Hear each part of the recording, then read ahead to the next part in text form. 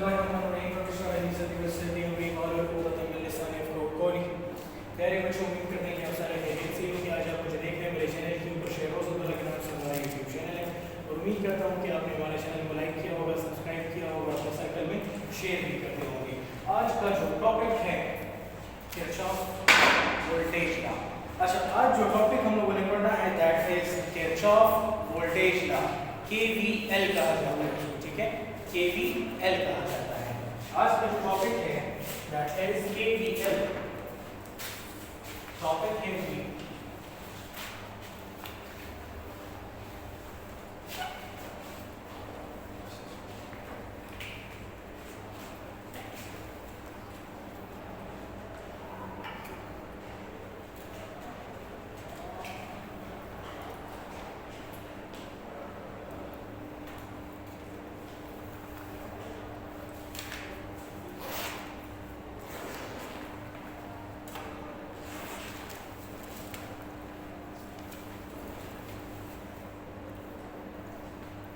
आज का जो हमारा टॉपिक है दैट इज केवीएल या किरचॉफ वोल्टेज लॉ। याद रखिए this is one of the consequence of Kirchhoff current law. Kirchhoff current law इससे पहले मैंने बताया था आपको कि जिसमें sum of all current at junction जो है वो जीरो था, जिसको हम लोग जंक्शन रूल भी कहते थे, याद है। अब जरा हम देखते हैं कि केवीएल क्या होता है या किरचॉफ वोल्टेज लॉ क्या होता है। देखिए किरचॉफ वोल्टेज लॉ आपको ये बताता है कि किसी भी इलेक्ट्रिक सर्किट में जितना भी ईएमएफ प्रोवाइड किया गया है और उस सर्किट में जितना वोल्टेज ड्रॉप आया है उनका रिलेशन बताता है। क्या बताता है? रिलेशन किन दो क्वांटिटीज के दरमियान में? Sum of all EMF and sum of all voltage drop.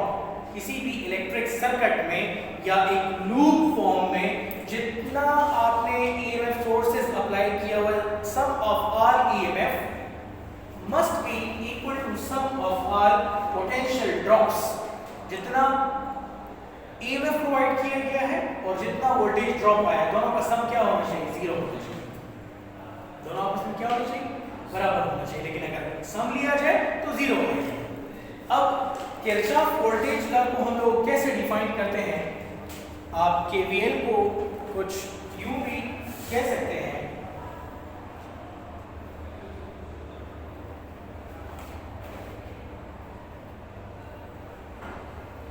अच्छा, आप किरचॉफ वोल्टेज लॉ की स्टेटमेंट कैसे लिखेंगे? देखिए आप कहेंगे कि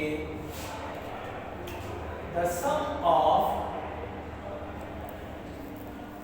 all voltages, the sum of all EMF in a loop must be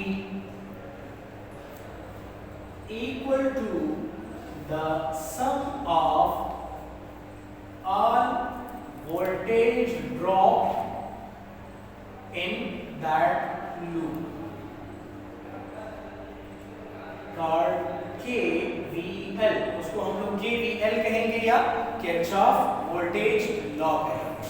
किसी भी सर्किट में जितना ईएमएफ है उन सबको प्लस करके जो रिजल्ट आएगा वो असल में sum of all voltage drop के इक्वल होना चाहिए।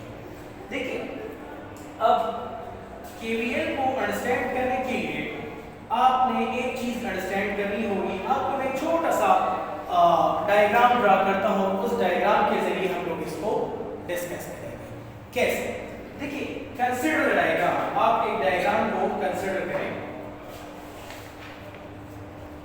Consider a small diagram. आपके पास एक छोटा सा सिस्टम है,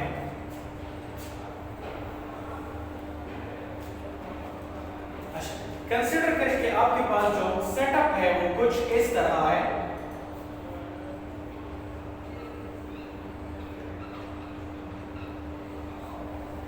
आपके पास जो सेटअप है वो कुछ इस तरह है। This is first EMF source, this is first resistor,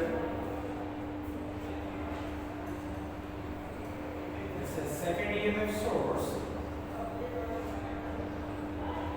अच्छा, अब देखिए ये आपके पास फर्स्ट रेजिस्टर है, ये आपके पास सेकंड रेजिस्टर है, ये आपके पास फर्स्ट ईएमएफ सोर्स है, ये आपके पास फर्स्ट ईएमएफ सोर्स है, ये सेकंड ईएमएफ सोर्स है। चलिए अब मैंने 4 पॉइंट्स कंसीडर कर लिए। This is A point, this is B point, this is C point और दिस इज डी पॉइंट। ठीक है, एक छोटा सा सर्किट मैंने कंसीडर कर लिया जिसमें मैंने 2 ईएमएफ सोर्सेज लगाए हैं और 2 रेजिस्टर्स लगाए हैं।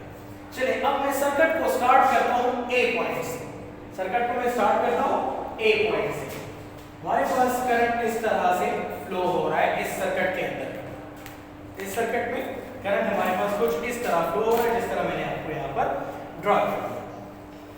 अच्छा, कुछ कन्वेंशंस आपने अडॉप्ट करने होंगे बिफोर सॉल्विंग दिस सर्किट। बच्चों को प्रॉब्लम कब आती है? बच्चों को प्रॉब्लम तब आती है जब वो किरचॉफ वोल्टेज लॉ से रिलेटेड न्यूमेरिकल सॉल्व करते हैं या उससे रिलेटेड कोई एमसीक्यूज करते हैं, तब उनको मसला आता है। याद रखिएगा, कुछ कन्वेंशंस को अंडरस्टैंड कर लें, इसके न्यूमेरिकल सॉल्व करना कोई मुश्किल बात नहीं है। चलिए कुछ कन्वेंशंस को अंडरस्टैंड करते हैं। कुछ कन्वेंशंस को हम लोगों ने समझना जरूरी है। पहली कन्वेंशन क्या है? देखिए, फर्स्ट कन्वेंशन आप कहेंगे, पहली बात, द राइज इन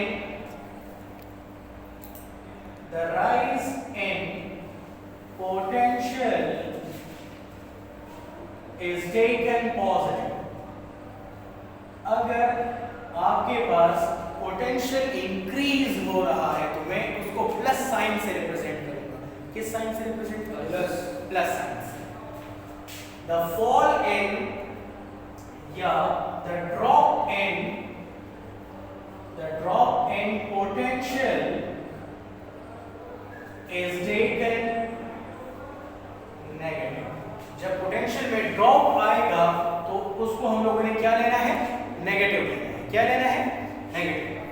तीसरी बात, फॉर बैटरीज, अगर मैं बैटरीज की बात करूंगा, फॉर बैटरीज अगर आपके पास, याद रखिए, for batteries positive terminal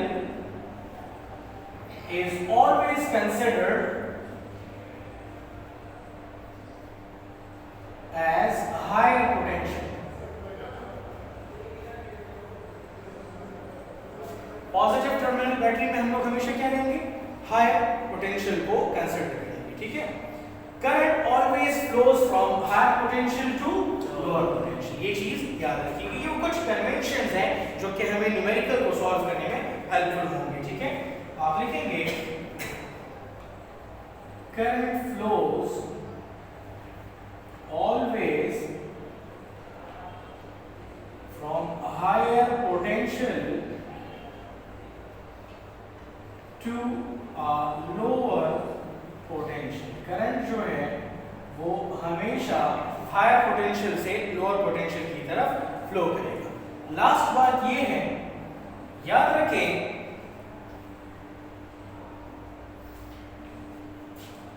when flowing current direction and EMF direction are same, then IR voltage drop को represent करेगा। IR stand for voltage drop।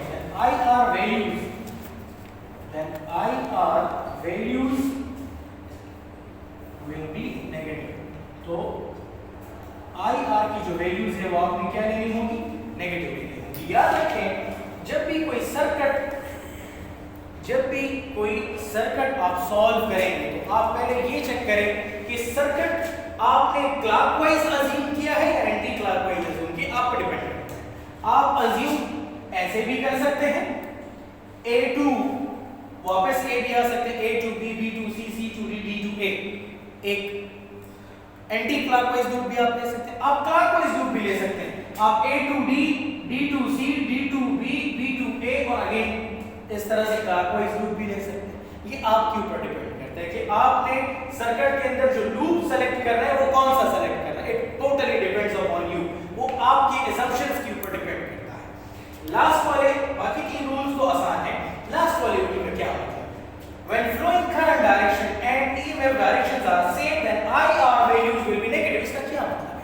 इसका मतलब ये है कि आप जब कोई सर्किट अज्यूम कर लो, कोई सर्किट आपने ड्रा किया और उसमें करंट के फ्लो को अज्यूम कर रहे हो, तो आप ये देखो कि करंट किस डायरेक्शन में जा रहा है और EMF किस डायरेक्शन में है। अगर दोनों का डायरेक्शन सेम होगा तब आपने IR की वैल्यूज क्या लेनी होगी? नेगेटिव लेनी होगी। चलिए इसको मैं सॉल्व करके बताता हूं और से देखिए। आपके पास ये सर्किट मैंने स्टार्ट किया, let's suppose we have taken start from point A to B, then B to C, then C to D and then D to A, right? Let's start from point A। मैं कहां से start करता हूं? Point number A से start करता हूं। Let's suppose I start from point A। चलिए मैं देखता हूं कि सर्किट में जो EMF है, E1 की बात कर रहा हूं, EMF जिस डायरेक्शन में जा रहा है उसी डायरेक्शन में करंट भी फ्लो कर रहा है। देखिए EMF का डायरेक्शन और करंट फ्लो का डायरेक्शन सेम है। देखिए याद रखें एक चीज यहां पर नोट कर लें कि हमारे पास जब करंट नेगेटिव टू पॉजिटिव जा रहा है, करंट EMF का क्या जा रहा है? नेगेटिव टू पॉजिटिव, और पॉजिटिव का मतलब हायर पोटेंशियल, और हायर पोटेंशियल को हम लोग कौन से साइन से रिप्रेजेंट करते थे? हायर पोटेंशियल को हम लोग कौन से साइन से रिप्रेजेंट करते थे? पॉजिटिव। देखिए E1 के केस में EMF कहां जा रहा है? नेगेटिव टू पॉजिटिव जा रहा है ना, नेगेटिव टू पॉजिटिव जा रहा है, और ये पॉजिटिव का मतलब हमने क्या लिया था? राइजिंग पोटेंशियल लिया था, राइजिंग पोटेंशियल लिया था ना। तो E1 मैंने क्या कंसीडर कर लिया? पॉजिटिव। क्या कंसीडर कर लिया? पॉजिटिव। अब देखिए हमारे पास करंट का डायरेक्शन और EMF का डायरेक्शन सेम है, करंट का डायरेक्शन और EMF दोनों का डायरेक्शन सेम है, तो IR की वैल्यूज मैंने क्या लेनी होगी? नेगेटिव। IR की वैल्यू मैंने क्या ली? नेगेटिव। आप सोच रहे हो मैंने यहां पर 1 क्यों लिया है? वो 1 मैंने इसलिए लिया है because I am considering this resistor number 1। वैसे तो मुझे R लिखना चाहिए था, since I am considering this resistor number 1, that's why I have written R1 there। अब जरा गौर से देखिए, आ जाओ आप B तक पहुंच गए हो, ठीक है? अब आप कहां जा रहे हो? पॉजिटिव टू नेगेटिव जा रहे हो ना, पॉजिटिव टू नेगेटिव जा रहे हो। मतलब ये है कि जब आप पॉजिटिव टू नेगेटिव जाएंगे तो higher potential to lower potential जा रहे हो, higher potential to lower potential जा रहे हो, मतलब पोटेंशियल में ड्रॉप आ रहा है, और ड्रॉप के लिए हम लोग कौन सा साइन यूज करते हैं? E के साथ, नेगेटिव। तो मैं क्या कहूंगा? Minus E2, minus E2। अब जरा और से देखिए, करंट भी इसी डायरेक्शन में फ्लो कर रहा है और EMF का भी यही डायरेक्शन है। IR की वैल्यू क्या होनी चाहिए? नेगेटिव होनी चाहिए। IR की वैल्यू क्या होनी चाहिए? नेगेटिव। तो इट विल बी IR2। मैंने यहां पर R2 क्यों लिखा? Because I am considering that R2 resistor, वो R2 रेजिस्टर को हम कंसीडर कर रहे हैं, सही है?